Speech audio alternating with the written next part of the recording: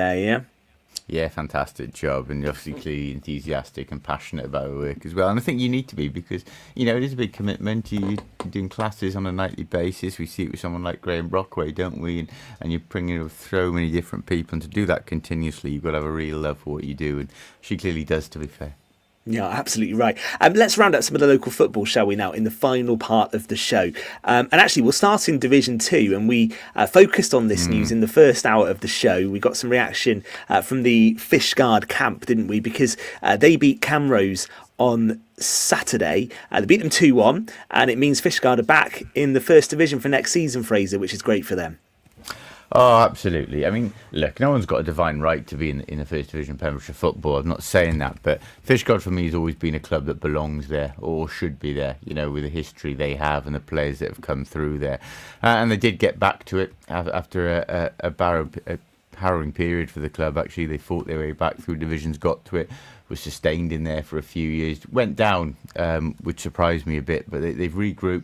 They've got Phil Jones in, who's an excellent coach, done a lot in Pembrokeshire football, did a lot of work in Middlesbridge before going there, and they've gone back up at the first attempt, and it's good to see. And they've got some good players in there. Anthony, we spoke to in the first half, who scored the late goal on Saturday, is been a very, very good defender, one of the best and really most consistent performers in Pembrokeshire football over the last decade, or probably longer, actually, And Patrick Hughes as well in there, very solid defender who's played in Division 1. They've got people with a lot of Division 1 experience in there. I actually think they'll go up and be okay.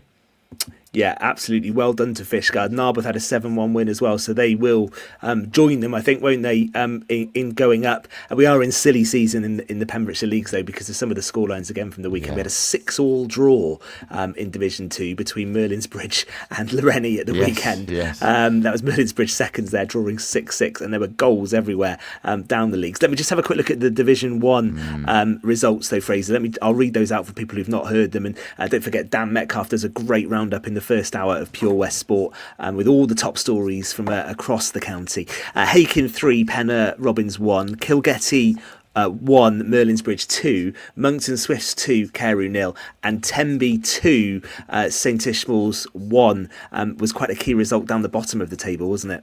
Yeah, late goal for Tenby, hammer blow for Tish. In that second half, they're in contention, winning the game. Winning the game would have had a seismic impact in the last 2 weeks. So at the moment, as it stands, Milford United have got to win at least one game of their 2 remaining to have a chance of staying up, and they've got to hope Tish pick up nothing this coming Saturday.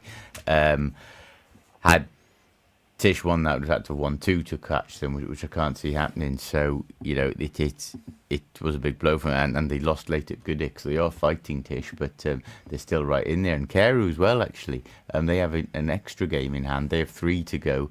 But like Tish, they're only 2 points above Milford, so there's 3 teams involved now, and it's going down to the wire.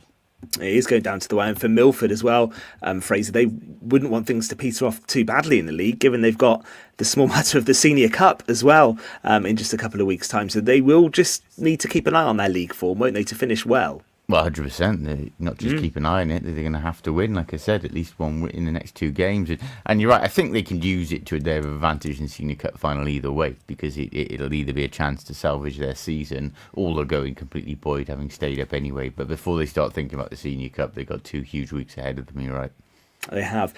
Also, in local football, I think we had a West Wales Cup game, didn't we? Neyland were beaten by Dafen Welfare at the weekend, so they drop out of that. And actually, Dafen will play Hakin in the quarter-final this Saturday, with the winners playing St Joseph's, because that tournament's drawn right the way through now, isn't it? Yeah, I think Hakin will win on Saturday. I don't think going away will deter them too much. I think they're a stronger side than Dafen. They'll then have a real test against St Joseph's. But yeah, I expect there to be 3 Pembrokeshire sides in the semi-finals for sure. Okay, we'll keep an eye on that. Defeat on Friday night. Friday nights have been good for Haverfordwest County, but they lost 2-1, didn't they, against Pennar, who are a strong side, actually, and that obviously TNS have won the Cymru Premier League, but Pennar have pushed them quite hard, haven't they? I think the Bluebirds will be a little bit disappointed to have lost that one, and they'll want to bounce back at the weekend because they're back at home again, Fraser, aren't they? But a good crowd once again at the Oggy Bridge Meadow. Yeah, like you said, they market the Friday nights better. They are so much better. They You know, they have embraced Pembrokeshire football as opposed to trying to compete against it, this current Haverford side. And it's the right thing to do because you guarantee a much larger crowd and they'll be performing well. They will be disappointed for losing it. I think probably the psyche has changed now. We obviously was about catching Pennar in second place. It's probably more about consolidating third when you look at the table. Yeah. But they'll want to bounce back. They won't be panicking, but they would have been disappointed for it, especially on a Friday night because they've been big nights for them to put on a show. Actually, across the Cymru Premier, the crowd numbers were really good for the Friday night games, and it does seem to be and Aberystwyth the way down, to go. I believe, for the first time in a long time. Yeah, first time ever, I think, since it was the JD Cymru Premier. They've always been present. That's right. Yeah. And let's just finish by looking at matters in Cardiff. Fraser, Liam Cullen played an interesting role, didn't he, for Wales? They beat Kazakhstan 3-1. First time I think Wales have played Kazakhstan in an international first up. But Cullen's role was interesting, and it was not the greatest outing for Wales, but a sign of how far they've come under Bellamy, perhaps. Yeah, it was interesting. It was quite flat in the stadium. Was in there. Liam played a lot deeper than I expected him to. He was pushed up later on, but I'm not sure that's an experiment that they'll try again. Actually, he's a lot more impactful when he was further up.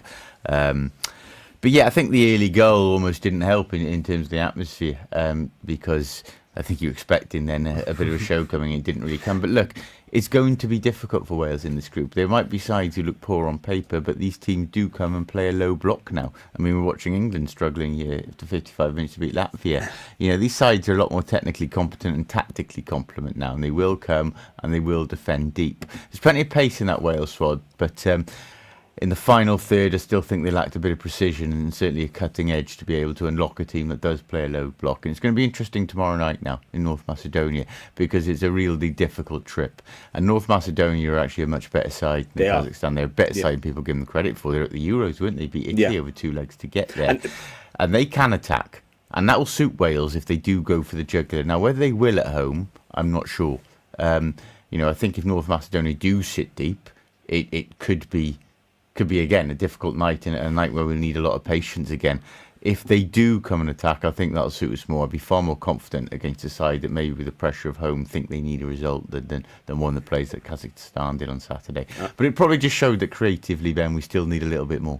Yeah, okay. Yeah, some interesting away trips. I'm sure you'll be thinking about Kazakhstan away now, Fraser, on the back of that one on Saturday. That's about an 11-hour flight, isn't it? There funny, I will be going to Belgium in June, but... yeah, of course you will. But wild... Yeah, I won't be going within 1,000 kilometres ever of Kazakhstan, I can tell you that. That's the luxury away trip, Belgium, isn't it? Come on, Fraser. I think that the game in North Macedonia, and I know we've got to finish, but the game in North Macedonia is where Haverford Play, I think, in Europe, isn't it? So in that same stadium, which was an impressive one as well. Good friend of mine, Steve Jones, who went to North Macedonia, he's part of the Haverford Supporters Club with Haverford, is on his way to Skopje right now, I think. Oh, wow. Yeah, amazing. He's so glad he's gone back for more. Excellent stuff. All right, listen, we are out of time, so we will be back next Monday from 7 till 9 on Pure West Sport. It's the Red Thread with Tim Cooper on the way next. Have a great rest of your Monday. Good night. PWR.